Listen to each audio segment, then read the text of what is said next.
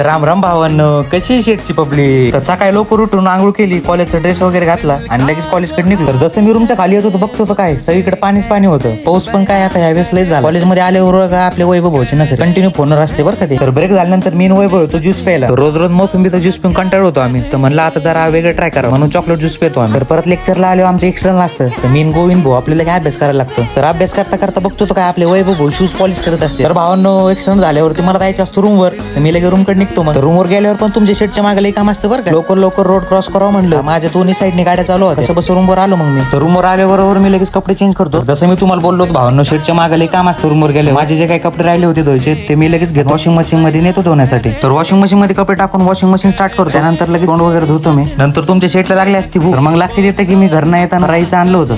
तर मी लगेच ती शेव वगैरे खातो. खायचं झाल्यावरती जे कपडे वॉशिंग मशीन मध्ये धुवायला टाकले होते काढून टाकतो सुकायला. नंतर मला येतो वैभवचा फोन. त्याचं काहीतरी काम असतं दगडूशेठकडे. तर आम्ही लगेच निघतो. तर त्याला काहीतरी सामान घ्यायचं असतं. ते सामान घेऊन आम्ही मग दगडूशेठकडे निघतो. बाहेरनं दगडूशेठचे दर्शन करतो. दगडूशेठपासून आम्ही डायरेक्ट निघतो रूमकडे. जाता जाता भावांनो मला विचारतो की शनिवारवाड्याच्या मागे एक छोटंसं गाड आहे, तिथे ताक भेटतं. तर आम्ही ते ताक पितो. ते ताक एकदम भारी भावांनो, तुम्ही पण ट्राय करू शकता कधी शनिवारवाड्याला आले. तर त्यानंतर मी वैभव त्याच्या रूमकडे सोडतो. तर आजचा ब्लॉग तुम्हाला आवडला असेल तर लवकरात लवकर चॅनल सबस्क्राईब करा.